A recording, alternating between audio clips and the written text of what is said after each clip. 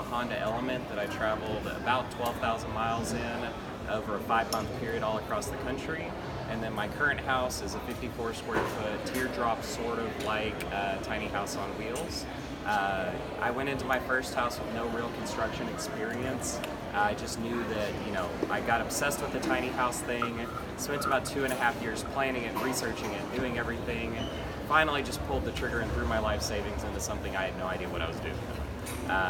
Over a 4.5-month period, I built my first house, lived in that for about 1.5 years.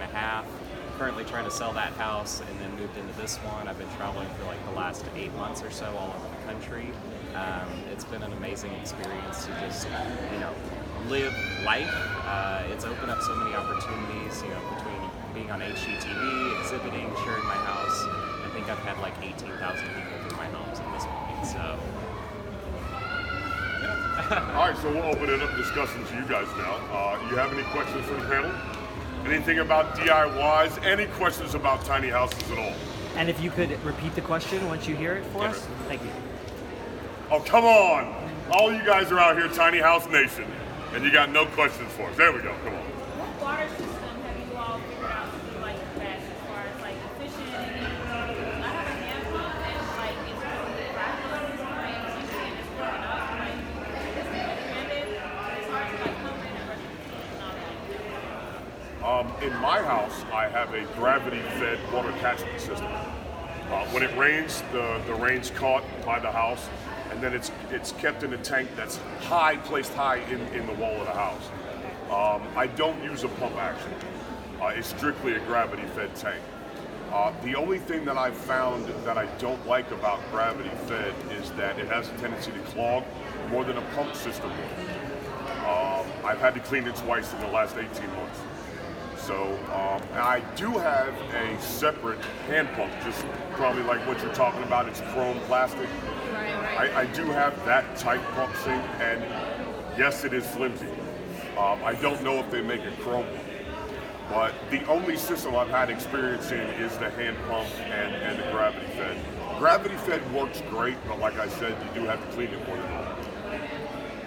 What I found is when it came time to build the plumbing and the whole water system, my best resource was to go to the marine store. I went to the boat store, said, hey, what do you guys do? Everything they have is run on 12 volt, so it was like a good resource just to walk down the aisle and kind of see what the parts look like, how you can make them all work. So I have a battery-powered 12 volt pump that runs from, I have 2 5-gallon tanks, and I picked 5-gallon because from the whole DIY standpoint, I can just pick them up, walk them out, walk them to the grocery store, and get filled up. So it doesn't require external holding tanks or things like that. So along with the DIY thing, I think it's very important to be able to just do it with your hands. And so repairs are DIY, and like the whole thing is whatever hand tools I carry with me, I can fix the van. So it's pretty cool that way. My first house, it was a on-grid house, so that was hooked up to basically a garden hose. That's where I got my water pressure, everything like that. It's basically runs like a typical RV would. The garden hose runs through a hot water tank on demand. It runs to all the plumbing in the house. Living out of the car and living out of my current house, for the most part I've used gallon milk jugs. It's the simplest, easiest thing. When they get gross or beat up, you throw them away, you get new ones. I do have a 20-gallon holding tank and a water pump in my current house. It's been broke for like 3 months, and I haven't taken the 5 minutes to figure out why it's broke because I just use a gallon milk jug. My thing is, simpler is easier. If it breaks, let it be kind of thing. I don't want to mess with it. So the simpler you can, and this is DIY across the board. The less moving parts, the simpler you can make it, the easier life is. It's a bit loud in here, so if you can just amplify your voice for everybody. You're not talking to him. Yeah. I'm talking to you guys. Go ahead, please. When you were building, did you put in insulation, and then after you're living in it, you wish you had done it differently? Sure. Because insulation's like behind everything. Insulation is one of the most important things in a house. They keep away the water and they keep away the condensation in the house. I insulated my house with Rhino lining. It's the truck bed liner that's sprayed in. So I have a completely sealed system in my house. It's rhino liner, then a thermo barrier, rhino liner, thermo barrier, rhino liner. So I got around R38 insulation. It's very important to insulate. I've had it in -7 temperatures in the winter and 126 in the summer, and it stayed comfortable. If I would have done it any other way, it wouldn't have been. Closed cell foam, spray foam insulation, if you're not gonna modify your house in any way, is the best insulation to go for. If you plan on modifying your house at any point in the future, then go with a roll-up or an easier applied besides closed cell foam, because you can't get it back out. I've seen a lot of houses that are not insulated very well that condensate a lot. Even if they are vented, the insulation doesn't create a vapor lock, water barrier, and the house condensates a lot. So yes, insulation is a big thing. Again, speaking to the insulation and the whole DIY, I mean, the whole theme of this thing is DIY. So I found it was best to just go to the hardware store and use whatever you can get your hands on. And you don't need to go out and get fancy things. I know someone who uses like space age technology for their insulation, or lamb's wool, or like there's so many different things. But if right down the street they're selling insulation off the shelf, that's what I went with. And that was like, you know, it's made for people with no tools, people with no experience, just to be able to put it up and it goes in well.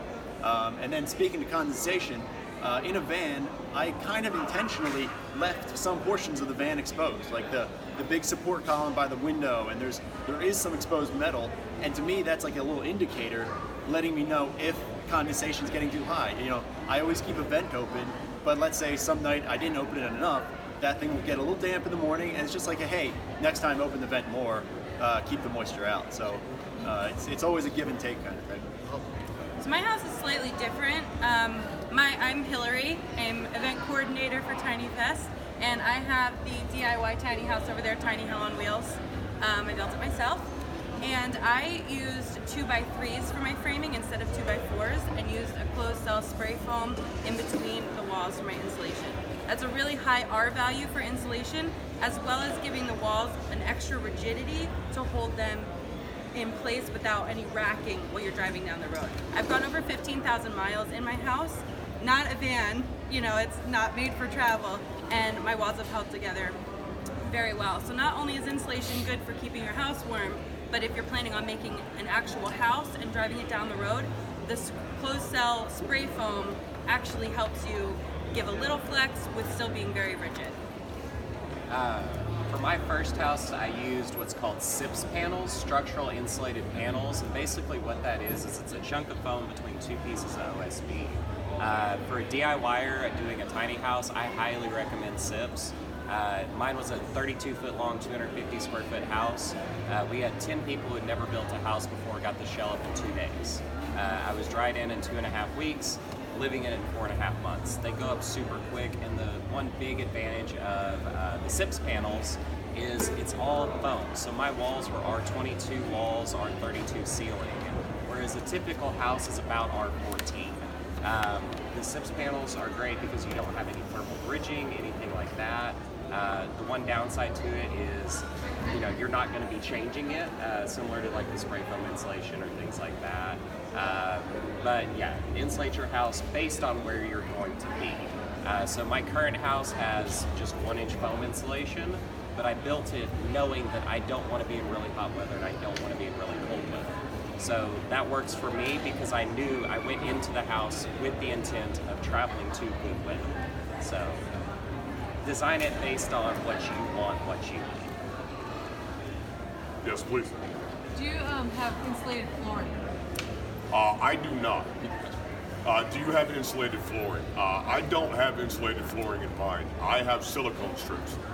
I have a heated silicone strip that runs down the length of the floor, the walking floor space, that keeps it warm.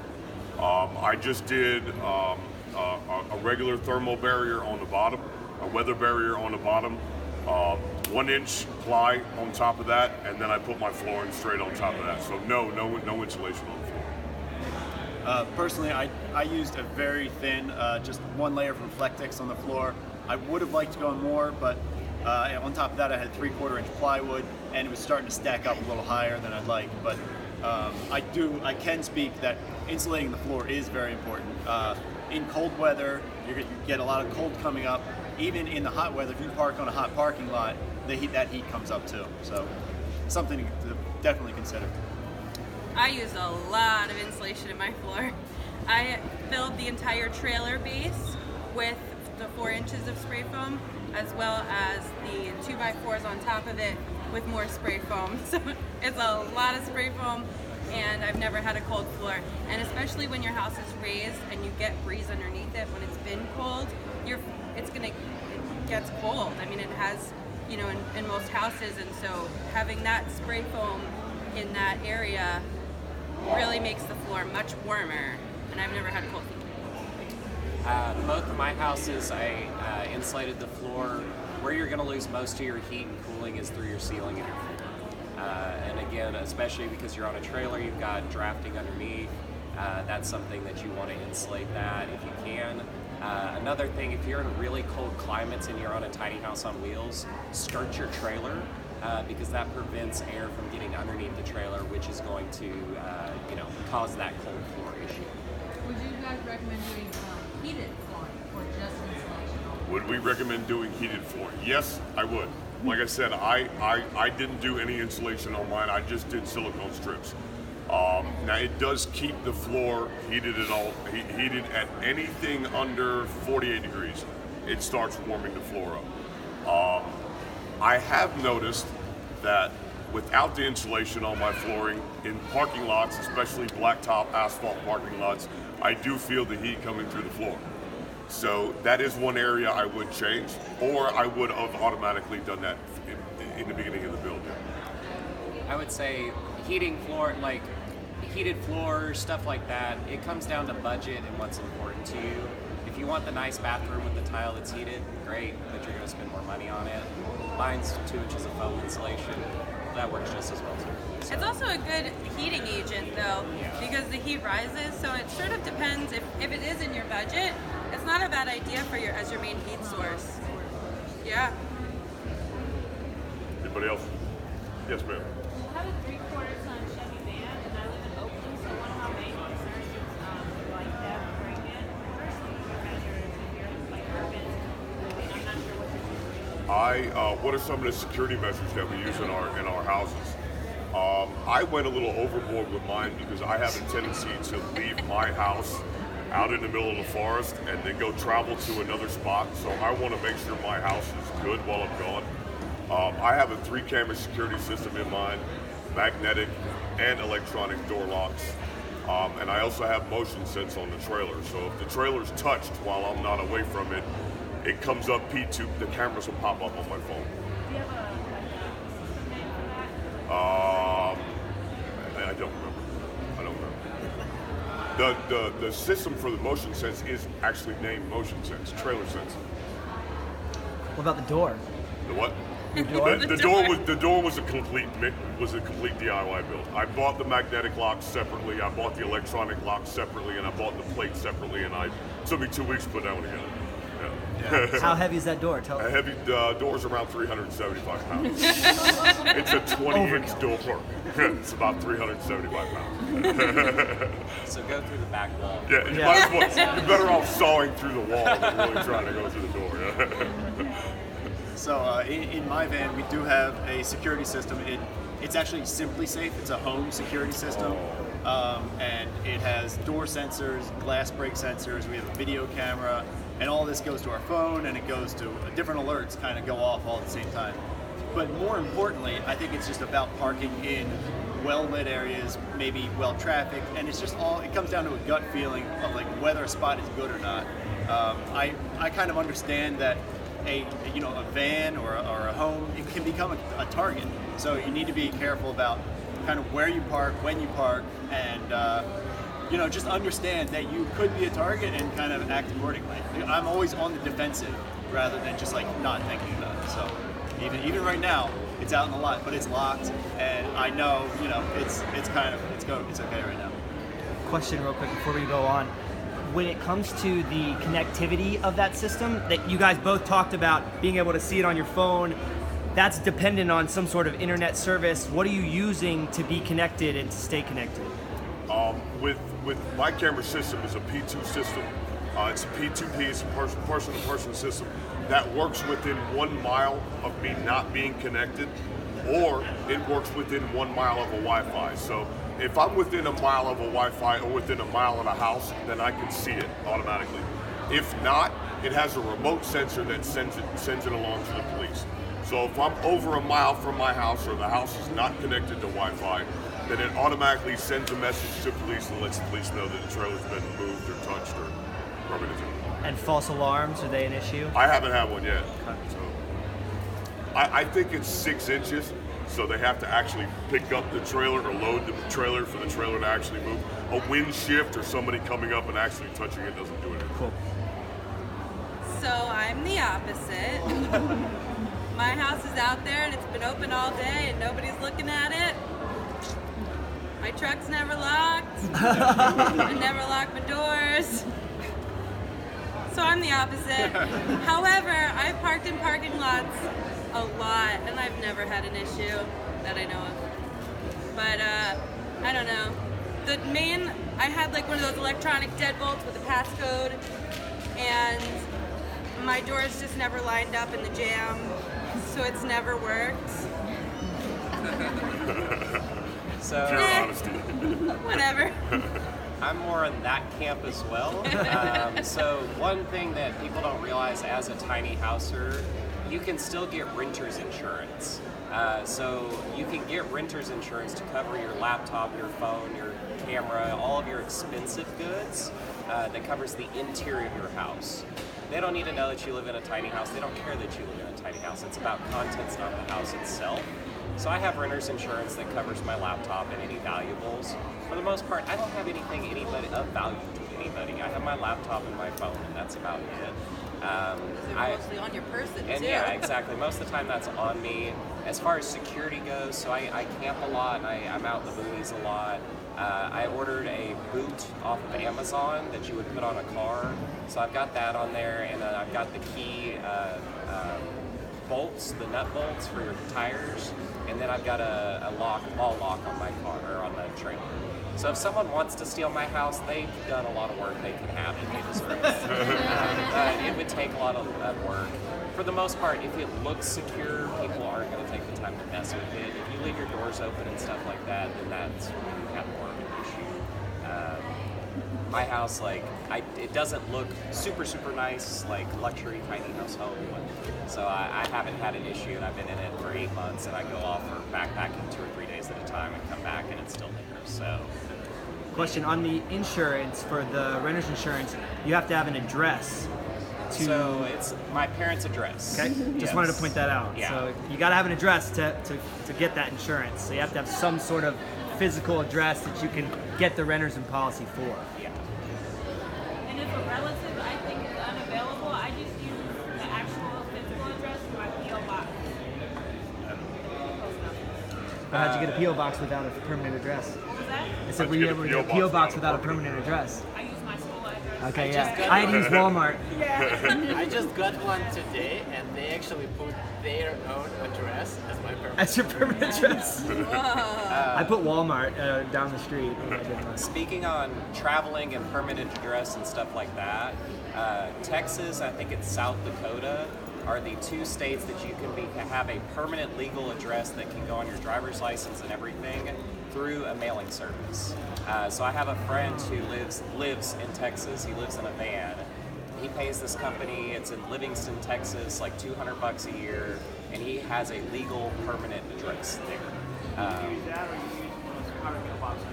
Yeah, same thing. So you can get mailing services that are your permanent address legally for jobs and stuff like that.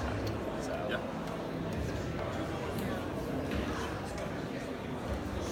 Speak up. I'm sorry, start over. Insurance.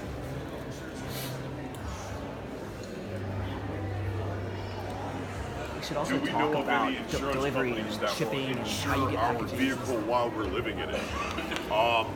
I personally don't know of any. I don't know a situation where I would tell an insurance company that I was living in it.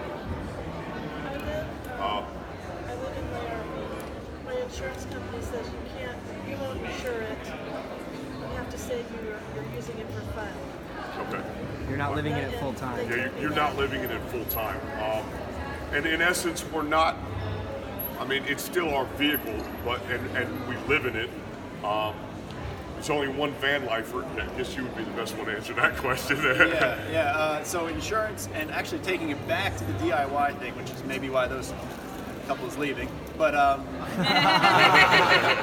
the whole DIY thing is sometimes it can be tricky to get insurance on something that you built yourself. And I've run into problems where the insurance company says, "Hey, what contractor was licensed and bonded that built your rig?" And I was, well, I did it myself. So it can be a problem. But recently we kind of took it to the DMV and we said, hey, we want to register as a motorhome.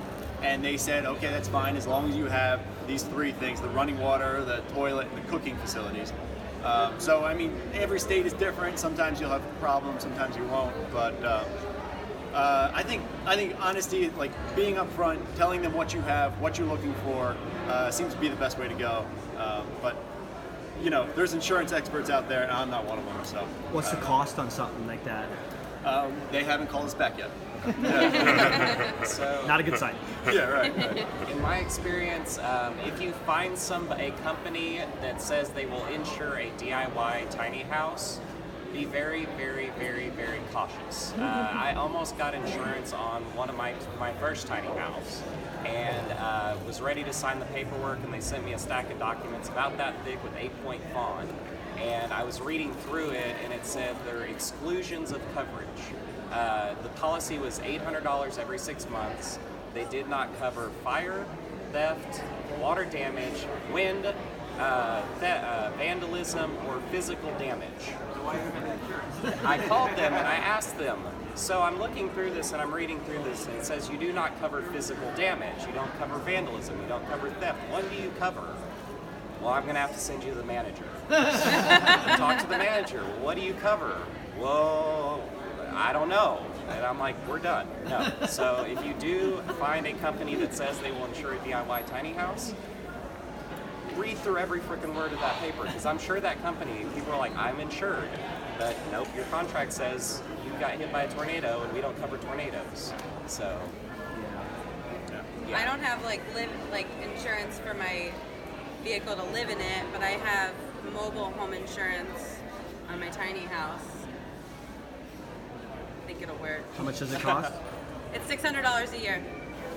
I personally don't have any insurance on my house, but it's only because the only time I ever unhook my house from my truck is when it's here at festivals. Other than that, my house is always hooked up to the truck. So anything that the truck is involved in, the house is covered. I bumped my insurance up to get a larger coverage plan to cover anything I might have going on with the house. But to have a separate one, I haven't even bothered to do it because it's always hooked up. Yeah, and that's the same with mine. I don't have insurance with when my house is unhooked, it's not uninsured. Whenever it's hooked up to the car, it's insured under my car insurance. So.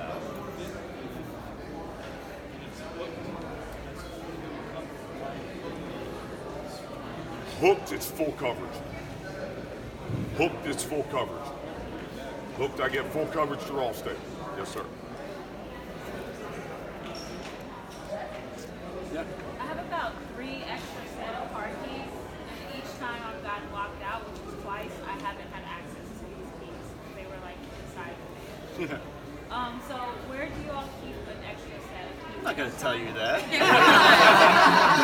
I'll tell you. And what color is your van? I have one of those. Master Lock sells a little 3-combination key safe, and then I have that under the house. So if I get locked out, no, it's under. I mean, but it's it's underneath 3 the house, keys, but so it's you still gotta a have 3-combination safe. I mean, no, it's not visible from standing, and you'd have to get up under the house to see it. But yeah, I bolted it to the frame.